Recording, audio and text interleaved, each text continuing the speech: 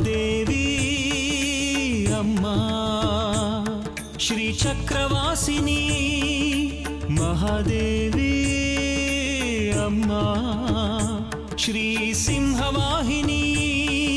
ಅದೇನ್ ಚಕ್ರ ಕಾಯ್ತಿರೋ ಪಕ್ರ ಕಾಯ್ತಿರೋ ತೋಟ ಕಾಯ್ತಿರೋ ಕಾಯ್ಕೊಳ್ಳಿ, ನಾನು ನಿಮ್ಮ ಜೊತೆ ತಮಟೆ ಪಡ್ಕೊಂಡಿರ್ತೀನಿ. ಇಲ್ಲ, ಅದಕ್ಕೆ ಅಮ್ಮನವ್ರ ಅನುಮತಿ ಇಲ್ಲ. ಈಗ ನಿನ್ನ ಮಗಳನ್ನ ಮಾತ್ರ ನನ್ನ ಜೊತೆ ಕರ್ಕೊಂಡು ಹೋಗ್ಬೇಕು. ನನ್ನ ಮಗಿನ ನಿಮ್ಮ ಜೊತೆ ಕಳ್ಸಕ್ಕಿಲ್ಲ. ಇದಕ್ಕಾಗಿ ಈ ಜನ್ಮ ಇರೋವರೆಗೂ ನಿಮ್ಮ ಉಪಕಾರ ನಾನು ಮರೆಯೋಲ್ಲ. ತಾಯಿ ತ್ರಿಪುರ ಸುಂದರಿ ಹೆಸರು ಜೊತೆ ನಿಮ್ಮ ಹೆಸರನ್ನು ತಗೋತೀನಿ ಯಜಮಾನ್ರೆ.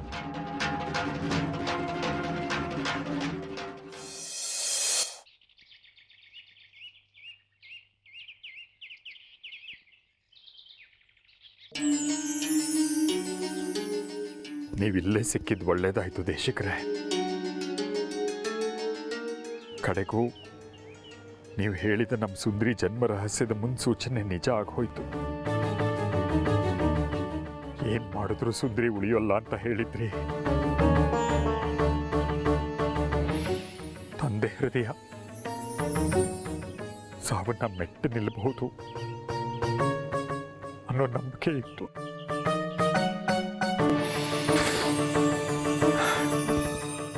ಕಡೆಗೂ ಸುಂದರಿ ಹೋಗ್ಬಿಟ್ಲು. ನಮಗೆ ಈಗ ಸುಂದರಿ ಇಲ್ಲದ ಊರು. ಬದುಕೋಕ್ಕಾಗಲ್ಲ, ಊರು ಬಿಟ್ಟು ಹೋಗ್ತಿದ್ಯಾ? ಎಲ್ಲ ಕೇಳಿಸ್ಕೊಂಡೆ. ನೀವೇ ಹೇಳಿ ದೇಶಿಕರೇ, ಈ ಊರಲ್ಲಿ ಎಲ್ಲಿ ಹೋದರೂ ಸುಂದರಿ ನೆನಪು. ಅಂಥ ಚಾಪ್ ಮೂಡಿಸಿದಾಳೆ. ಅವಳ ನೆನಪು ಎಲ್ಲಿ ಹೋದರೂ ಕಾಡುತ್ತೆ. ನಮ್ಮ ಸುಂದರಿ ಜೀವ ಉಳಿಸ್ಕೊಳಕ್ ಮಾಡಿದ ವಿಫಲ ಪ್ರಯತ್ನಗಳೆಲ್ಲ ನಮ್ಮನ್ನು ಚುಚ್ಚುತ್ತಿರುತ್ತೆ. ಪಾಪ ಪ್ರಜ್ಞೆ ಕಾಡುತ್ತೆ. ಹುಟ್ಟೋ ಅನಿರೀಕ್ಷಿತ, ಸಾವೊಂದೇ ನಿಶ್ಚಿತ. ನೀನು ಈ ಊರು ಬಿಟ್ಟು ಹೋದ್ರೆ ನಿನ್ನನ್ನು ಪಾಪ ಪ್ರಜ್ಞೆ ಕಾಡೋದಿಲ್ವಾ? ಬದುಕು ಸರಾಗವಾಗಿ ನಡೆಯುತ್ತಾ? ನೀನು ಹೇಳೋ ಪ್ರಕಾರ ನೀನು ಈ ಊರಲ್ಲಿದ್ದದ್ದು ನೀ ಇಷ್ಟಪಟ್ಟಿದ್ದಕ್ಕ? ಈಗ ನೀನು ಊರು ಬಿಟ್ಬಿಡ್ತೀನಿ ಅಂತ ಆಸೆ ಪಟ್ಬಿಟ್ರೆ ಬಿಟ್ಬಿಡೋಕ್ಕಾಗತ್ತಾ? ಒಬ್ಬಳೇ ಮಗಳು, ನನ್ನ ಕಣ್ಣು ರೆಪ್ಪೆ ಥರ ನೋಡ್ಕೋತಿದ್ದೆ. ನನ್ನ ಉಸಿರಾಗಿದ್ಲು ನನ್ನ ಮುದ್ದಿನ ಮಗಳು. ಅವಳೇ ಇಲ್ಲ ಅಂದಮೇಲೆ ನಾನು ಈ ಊರಲ್ಲಿದ್ದು ಏನು ಮಾಡಲಿ ದೇಶಿಕರೇ? ನೀನು ಅಷ್ಟು ಪ್ರೀತಿಸೋ ನಿನ್ನ ಮಗಳು ಸತ್ತೋದು ಅಂತ ಅಂದ್ಕೊಂಡ್ಬಿಟ್ಟಿದ್ಯಾ? ಸತ್ತವ್ರಿಗಷ್ಟೇ ಅಲ್ವಾ ದೇಹ ಸಂಸ್ಕಾರ ಮಾಡೋದು ನಮ್ಮ ಶಾಸ್ತ್ರದ ಪ್ರಕಾರ.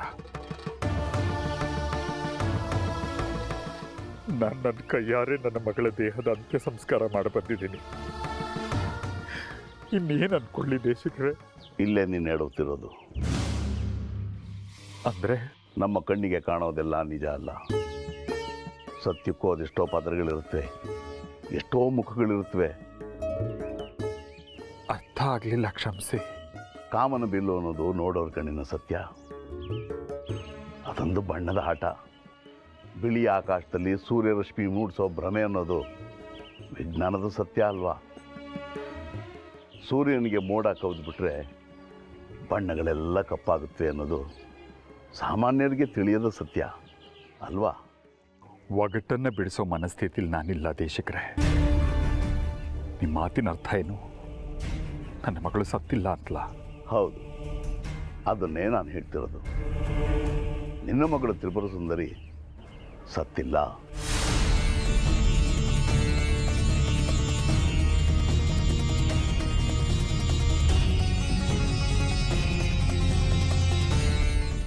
ದೇಶಿಕರೇ, ನಮ್ಮ ಸುಂದರಿ ಸಾವಿನಿಂದ ನಿಮಗೆ ಎಷ್ಟು ಆಘಾತ ಆಗಿದೆ ಅನ್ನೋದು ನಿಮ್ಮ ಮಾತಿನಿಂದಲೇ ಅರ್ಥ ಆಗ್ತಾ ಇದೆ.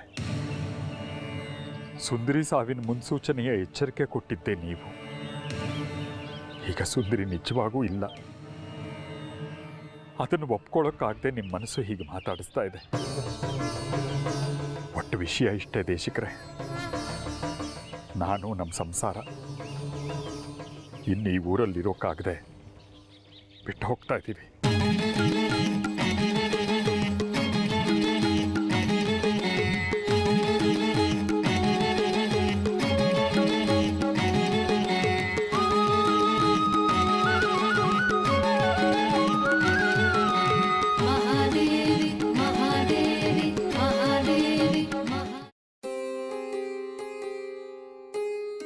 ರೀ ಎಲ್ಲಿ ಹೋಗಿದ್ರಿ? ಯಾಕೆ ಇಷ್ಟೊತ್ತು? ಮೊದಲೇ ಮನೆಯಲ್ಲಿ ಆತಂಕ, ಬೇಗ ಬರ್ಬೇಕಲ್ವಾ? ವಿರೂಪಾಕ್ಷ ಶಾಸ್ತ್ರಿಗಳ ಮನೆಗೆ ಹೋಗಿದ್ದೆ. ನಮಗೆ ಈ ಊರಿನ ಋಣ ತೀರ್ತು, ನನ್ನ ಜಾಗಕ್ಕೆ ಬೇರೆಯವ್ರನ್ನ ನೇಮಿಸ್ಕೊಳ್ಳಿ ಅಂತ ಹೇಳಿ ಬರೋಕ್ಕೆ ಹೋಗಿದ್ದೆ. ಸರಿ ಬಿಡಿ, 1 ಗಂಟೆಯಿಂದ ದೇಶಿಕರು ಮನೆಯಲ್ಲಿ ಕಾಯ್ತಾ ಕೂತಿದ್ದಾರೆ. ದೇಶಿಕರ ಮತ್ತೆ ಬಂದ್ರ ಅನ್ನೋದಕ್ಕೆ ಇನ್ನೆಲ್ಲಿಗೆ ಬಂದಿದ್ರು ಅವರು? ಈಗ ಒಂದು 10 ನಿಮಿಷದ ಹಿಂದೆ ವಿರೂಪಾಕ್ಷ ಶಾಸ್ತ್ರಿಗಳ ಮನೆ ಹತ್ರ ಸಿಕ್ಕಿದ್ರು. 1 ಗಂಟೆಯಿಂದ ಕಾಯ್ತಾ ಇದ್ದಾರ ನನಗೋಸ್ಕರ. ಹೌದು. ಅಯ್ಯೋ, ಈಗ ಸಿಕ್ಕಿದ್ರು ಅಂತೀನಿ, ಅದು ಹೇಗೆ ಸಾಧ್ಯ ಲಲಿತಾ? ಅಯ್ಯೋ, ನಿಮ್ದೊಳ್ಳೆ ಕಥೆ ಆಯ್ತು. ಅದು ಹೇಗ್ರಿ ಸಾಧ್ಯ? ನೀವು ಯಾರನ್ನು ನೋಡಿ ದೇಶಿಕರು ಅಂತ ಮಾತಾಡ್ಸಿದ್ರ. ನೀವು ಆ ಕಡೆ ಹೋದ್ರಿ, ಅವ್ರು ಈ ಕಡೆ ಬಂದ್ರು. ಅವ್ರು ಬಂದು 1 ಗಂಟೆ ಹೊತ್ತಾಯ್ತು. ಶೇಖರಿ ಬಂದ್ಯಾ? ನಿನಗೋಸ್ಕರನೇ ಕಾಯ್ತಿದ್ದೆ ಕಣಯ್ಯ.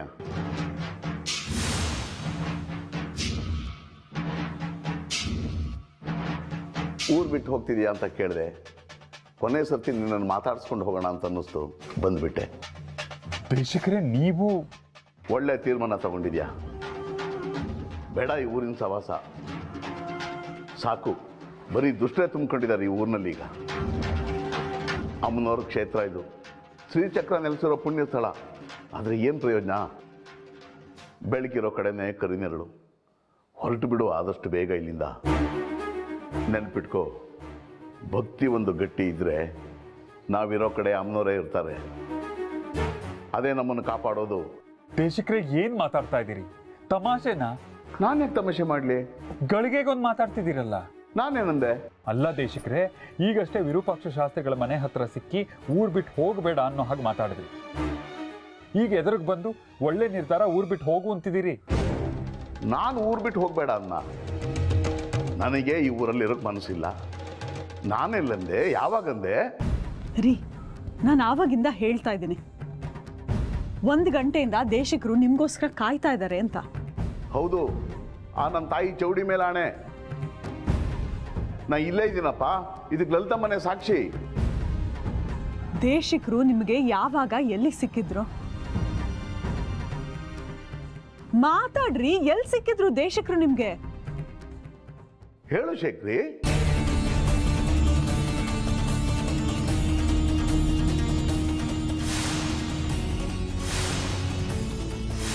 ಬದುಕೋಕ್ಕಾಗಲ್ಲ, ಊರು ಬಿಟ್ಟು ಹೋಗ್ತಿದ್ಯಾ. ಹುಟ್ಟು ಅದೇ ನಿಶ್ಚಿತ, ಸಾವು ಅದೇ ನಿಶ್ಚಿತ. ನೀನು ಈ ಊರು ಬಿಟ್ಟು ಹೋದ್ರೆ ನಿನ್ನನ್ನು ಪಾಪ ಪ್ರಜ್ಞೆ ಕಾಡೋದಿಲ್ವಾ? ಬದುಕು ಸರಾಗವಾಗಿ ನೀನು ಅಷ್ಟು ಪ್ರೀತಿಸೋ ನಿನ್ನ ಮಗಳು ಸತ್ತೋದು ಅಂತ ಅಂದ್ಕೊಂಡ್ಬಿಟ್ಟಿದ್ಯಾ. ನಿನ್ನ ಮಗಳು ತ್ರಿಪುರ ಸುಂದರಿ ಸತ್ತಿಲ್ಲ.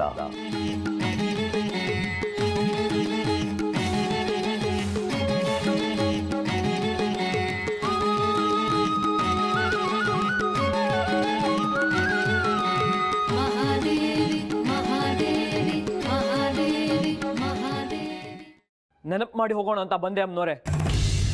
ಇವತ್ತಿನವರೆಗೂ ನಮ್ಮಮ್ಮ ಹೇಳ್ದಾಗೆ ನಿನ್ನ ನಂಬಿ ನಡೆದೆ. ಯಾವತ್ತೂ ನಿನ್ನ ಮುಂದೆ ಸವಾಲಕ್ಕೆ ಸೆಡ್ ಹೊಡೆದು ನಿಂತಿರಲಿಲ್ಲ. ಆದರೆ ಈಗ ಪ್ರಶ್ನೆ ಮಾಡಬೇಕಾಗಿ ಬಂದಿದೆ. ನನಗಿದ್ದವಳು ಸುಂದರಿ ಒಬ್ಳೆ, ಅವಳನ್ನ ಕಿತ್ಕೊಳ್ಳೋ ಹಾಗಿಲ್ಲ ನೀನು. ನನ್ನ ಸುಂದರಿ ವಾಪಸ್ ಬೇಕು ಅಷ್ಟೇ. ಇನ್ನು 3 ದಿನದಲ್ಲಿ ಸುಂದರಿ ವಾಪಸ್ ಬರ್ದೆ ಹೋದ್ರೆ ಈ ಚಕ್ರಪುರಿಯಲ್ಲಿ ಇನ್ನೊಂದು ಹಣ ಬೀಳುತ್ತೆ, ಅದು ಈ ಬಂಗಾರಿದು.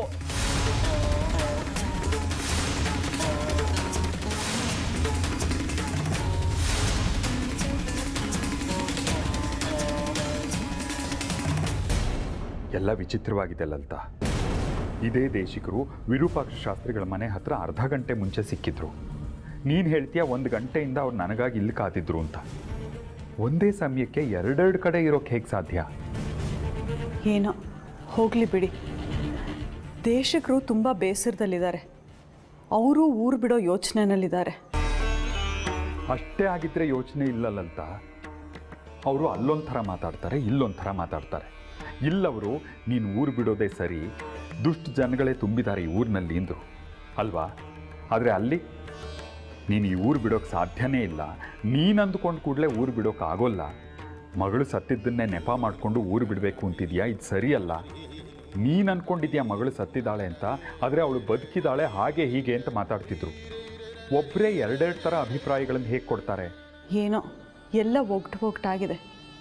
ನೀವೇ ಅವಳು ಅಂತ್ಯ ಸಂಸ್ಕಾರ ಮಾಡಿ ಬಂದ್ರಿ ಅಲ್ವಾ? ಆದರೆ ದೇಶಿಕರು ಯಾವ ಮಾತನ್ನು ಸುಮ್ಮನೆ ಆಡೋರಲ್ಲ. ಅವ್ರು ನುಡಿದ್ರೆ ದೈವವಾಣಿ. ಅವ್ರು ಹೇಳಿದ್ದೆ ಸತ್ಯ ಆಗೋಯ್ತು ನೋಡು. ಅಲ್ಪಾಯುಷಿ ಸುಂದರಿ ಎಂದಿದ್ರು, ನಮ್ಮನ್ನೆಲ್ಲ ಬಿಟ್ಟು ಹೋಗೇ ಬಿಟ್ಲು. ಆದರೆ ಈಗ ಅವರೇ ಹೇಳ್ತಾ ಇದ್ದಾರೆ ಅಂತಿದ್ದೀರಾ ನಮ್ಮ ಸುಂದರಿ ಇನ್ನೂ ಜೀವಂತವಾಗಿದ್ದಾಳೆ ಅಂತ. ಅದು ಹೇಗೆ ಸಾಧ್ಯ?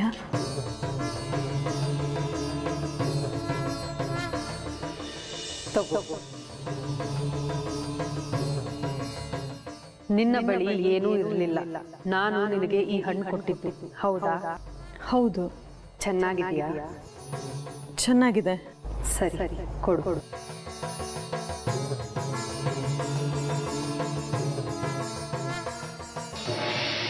ಈ ಮುಂದಿರೋ ಹಣ್ಣನ್ನ ತಗೋ.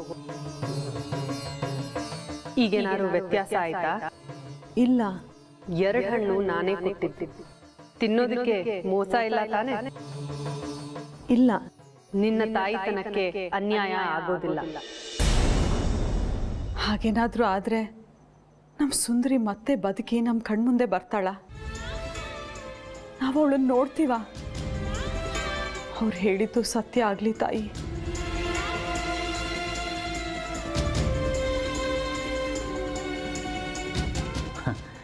ಅದೆಲ್ಲ ಪುರಾಣ ಪುಣ್ಯಕಥೆಗಳಲ್ಲಷ್ಟೇ. ಇದು ವಾಸ್ತವ. ನಮ್ಮ ಮಗಳ ದೇಹ ಪಂಚಭೂತಗಳಲ್ಲಿ ಲೀನ ಆಗೋಯ್ತು. ಇನ್ನುಳಿದಿರೋದು ನಮ್ಮ ಬದುಕು. ಏನು ಮಾಡಬೇಕು ಅಂತ ನಾವೇ ತೀರ್ಮಾನ ಮಾಡಬೇಕು. ಏನು ತೀರ್ಮಾನ ಮಾಡಿದ್ರಿ? ಇದೇ ಊರಲ್ಲಿರೋದಾ ಅಥವಾ ಊರು ಬಿಟ್ಟು ಹೋಗೋದಾ? ಹೊರಡೋದೆ. ಇಲ್ಲಿ ಸಾಧಿಸುವಂಥದ್ದೇನೂ ಇಲ್ಲ. ಸರಿಯಾಗಿದ್ರೆ ನಾಳೆನೇ ಆಫೀಸ್ ಕೀಗಳನ್ನ ಕೊಟ್ಟು ಬರ್ತೀನಿ. ನಾಳೆ ಏನೇನು ತೊಗೊಂಡು ಹೋಗಬೇಕು ಅನ್ನೋದನ್ನು ನಿಶ್ಚಯ ಮಾಡ್ಕೊ. ತುಂಬ ಸಾಮಾನುಗಳು ತೊಗೊಂಡು ಹೋಗೋದು ಬೇಡ. ಬೇಕಿದ್ದರೆ ಆಮೇಲೆ ನೋಡ್ಕೊಳ್ಳೋಣ.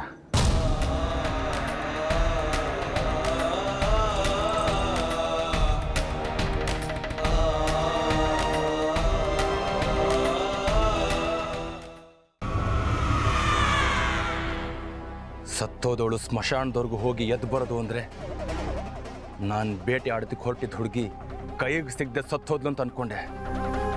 ಕೈಗೆ ಬಂದಿದ್ದು ಬಾಯಿಗೆ ಬರಲಿಲ್ಲ ಅಂತ ಆಸೆನ ಕೈ ಬಿಟ್ಟಿದ್ದೆ. ಆ ಜಿಂಕೆ ಮರಿ ಇನ್ನೂ ಬದುಕಿದೆ ಅಂದರೆ ಸುಮ್ಮನೆ ಬಿಡಬಾರ್ದು. ಬೇಟೆ ಆಡಲೇಬೇಕು.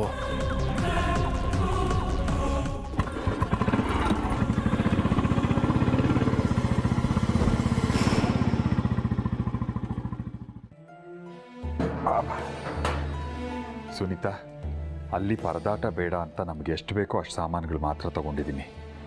ಉಳಿದಿದ್ದೆಲ್ಲ ಇಲ್ಲೇ ಇದೆ, ಉಪಯೋಗಿಸ್ಕೊ. ಈ ಊರಲ್ಲಿ ನನ್ನ ಕಷ್ಟ ಹೇಳ್ಕೊಳಕ್ಕೆ ಅಂತ ಇದ್ದಿದ್ದು ಇದೊಂದೇ ಮನೆ. ಈಗ ನೀವೆಲ್ಲ ಹೊರಟು ಹೋದರೆ ನಾನು ಏನು ಮಾಡಲಿ? ತುಂಬ ಒಂಟಿಯಾಗಿಬಿಡ್ತೀನಿ. ನಾನು ನಿಮ್ಮ ಜೊತೆ ಬರ್ತೀನಿ ಅಂದರೆ ಆಣೆ ಪ್ರಮಾಣ ಹಾಕ್ಸ್ಕೊಂಡು ದೂರ ಇಡ್ತಾ ಇದ್ದೀರಾ. ಬೇಜಾರು ಮಾಡ್ಕೋಬೇಡ ಸುನೀತಾ.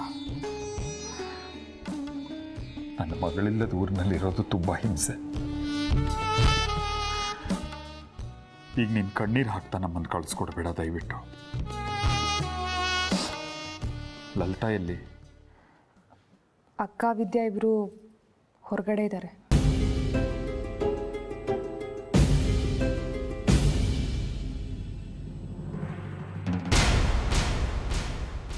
ಯಾಕಪ್ಪ? ಈಗ ವಿಗ್ರಹ ಬೇಡಮ್ಮ. ಅಯ್ಯಯ್ಯೋ, ಇದೇನೋ ಅಮ್ಮನವ್ರನ್ನ ವಿಗ್ರಹ ಅಂತಿದೀಯಾ? ಸಾಕ್ಷಾತ್ ಅಮ್ಮನವ್ರು ಕಣೋ. ನಮ್ಮನ್ನ ನಮ್ಮನೇನ ಕಾಪಾಡ್ದವಳು ಈ ಮಹಾತಾಯಿ. ಈ ಮಹಾತಾಯಿನೇ ಬೇಡವಾ? ಎಲ್ಲಿ ಕಾಪಾಡಿದ್ಲಮ್ಮ? ನಮ್ಮ ಸುಂದರಿನ ಉಳಿಸು ಉಳಿಸು ಅಂತ ಪರಿಯಾಗಿ ಬೇಡ್ಕೊಂಡು ಉಳಿಸಿದ್ಲ. ಅವಳ ಆಯಸ್ಸಿದ್ದಿದ್ದೇ ಅಷ್ಟು. ಎಲ್ಲ ವಿಧಿಯಾನುಸಾರ ನಡೆಯುತ್ತೆ. ಅಷ್ಟಕ್ಕೆ ಕಾಲದಿಂದಲೂ ನಡ್ಕೊಂಡ್ಬಂದ ಈ ಮಹಾತಾಯಿ ಬೇಡವಾ? ಎಲ್ಲ ವಿಧಿಯಾನುಸಾರವಾಗಿ ನಡೆಯೋದಾದರೆ ನಾವು ಯಾಕೆ ಪೂಜೆ ಪುನಸ್ಕಾರ ಮಾಡಬೇಕು ಹೇಳು? ತಪ್ಪಲ್ವೇನಪ್ಪ? ನಮ್ಮ ಕರ್ಮಕ್ಕೆ ನಾವು ನಂಬ್ಕೊಂಡು ಬಂದ ಅಮ್ಮನವ್ರನ್ನೇ ದೂಷಿಸೋದ? ಇಷ್ಟಾದರೂ ನಾವು ನೆಲೆ ಕಂಡಿದ್ದೀವಿ ಅಂದರೆ ಅದಕ್ಕೆ ಅಮ್ಮನವರೇ ಕಾರಣ ಅಲ್ವಾ? ವಿರೋಧ ಮಾಡ್ಕೋಬೇಡ ಕಣೋ ಅಮ್ಮನವ್ರನ್ನ.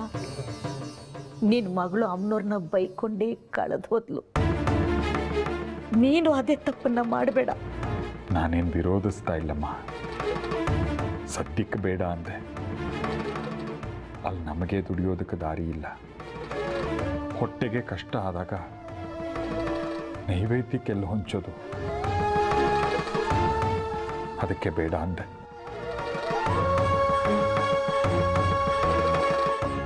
ನಾ ಹೊರಗೆ ಕಾಯ್ತಿರ್ತೀನಿ, ಬೇಗ ಬಾ.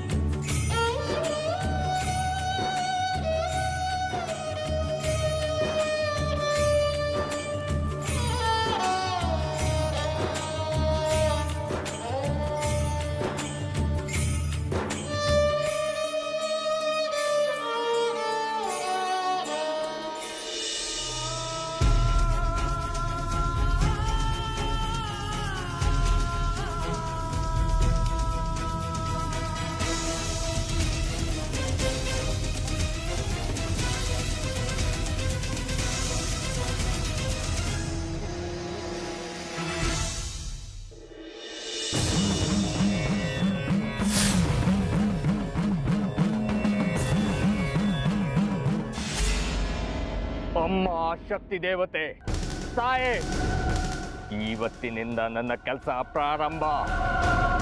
ಇನ್ನು 32 ದಿನಗಳಲ್ಲಿ ಶ್ರೀಚಕ್ರದ ಉದ್ಭವ. ಪೂರ್ವ ಜನ್ಮದಲ್ಲಿ ತಪ್ಪಿ ಹೋದ ಶ್ರೀಚಕ್ರ ಈ ಜನ್ಮದಲ್ಲಿ ಕೈಗೂಡಲೇಬೇಕು. ನನ್ನ ಇಷ್ಟಾರ್ಥ ಸಿದ್ಧಿಗೊಳಿಸುತ್ತಾಯೇ.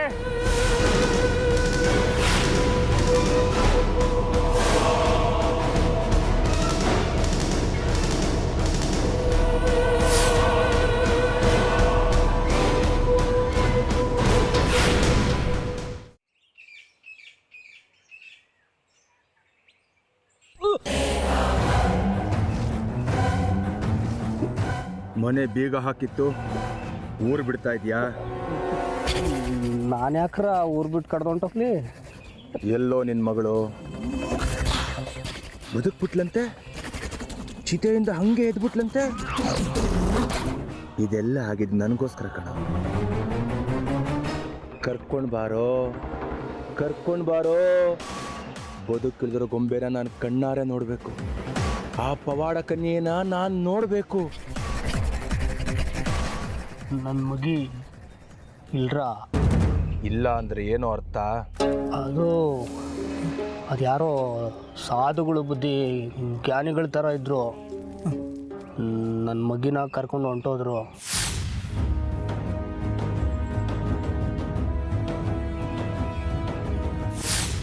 ಅವ್ರು ಕರ್ಕೊಂಡು ಹೋದ್ರು, ನೀನು ದಾರೆ ಎರೆದು ಕಳಿಸ್ಕೊಟ್ಬಿಟ್ಯಾ? ಕತೆ ಹೇಳ್ಬೇಡ, ಎಲ್ಲೋ ನನ್ನ ಹಕ್ಕಿ ಮರಿ.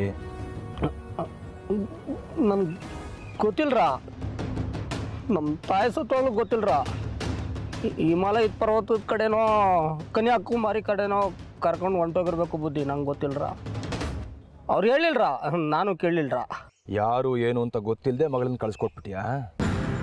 ಮದುವೆ ಇಲ್ಲಿ ದಿಕ್ಕು ದೇಶ ಇಲ್ಲದೆ ಆ ಮಗಿ ಬದುಕೋಕ್ಕಿಂತ ಆ ಪುಣ್ಯಾತ್ಮನ ಜೊತೆ ಹೋದರೆ ಸಂದಾಗಿರ್ತದೆ ಅಂದ್ಕೊಂಡು ಕಳಿಸ್ಕೊಟ್ಬಿಟ್ಟೆ ಬುದ್ಧಿ. ನಾನು ಇರ್ಲಿಲ್ವೇನೋ ಆ ಹಕ್ಕಿ ಮರಿಗೆ ದಿಕ್ಕು? ಅದು ನನ್ನ ಜೊತೆಗಿದ್ದಿದ್ರೆ ಅದ್ರ ದೆಸೆನೇ ತಿರುಗೋದು. ಈ ಮಾರಿಗುಡಿ ಕಣ್ಣಿಟ್ರೆ ಒಂದೋ ಸಿಗಬೇಕು, ಇಲ್ಲ ಸಾಯ್ಬೇಕು. ಆ ಹಕ್ಕಿ ಮರಿ ಹೇಗೆ ತಪ್ಪಿಸ್ಕೊಳತ್ತೆ ನಾನು ನೋಡೇ ಬಿಡ್ತೀನಿ.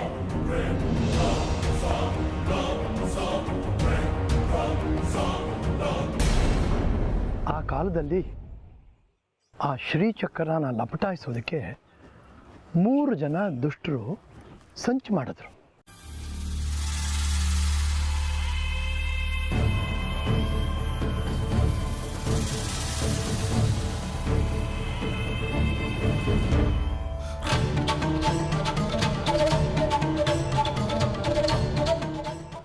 ಆದರೆ ಆ ಮಹಾಮಹಿಮೆಯುಳ್ಳ ಶ್ರೀಚಕ್ರ ಆ ದುಷ್ಟರ ಕೈಗೆ ಸಿಕ್ಕೋದು ಮಹಾತಾಯಿಗೆ ಇಷ್ಟ ಇರಲಿಲ್ಲ.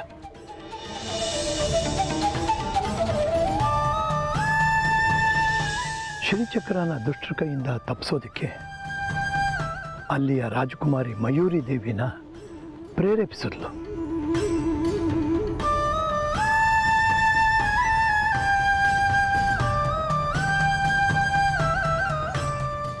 ಮಯೂರಿ ದೇವಿ ಏಕಾಂಗಿಯಾಗಿ ದುಷ್ಟರ ವಿರುದ್ಧ ಹೋರಾಟ ಮಾಡಿದ್ಲು.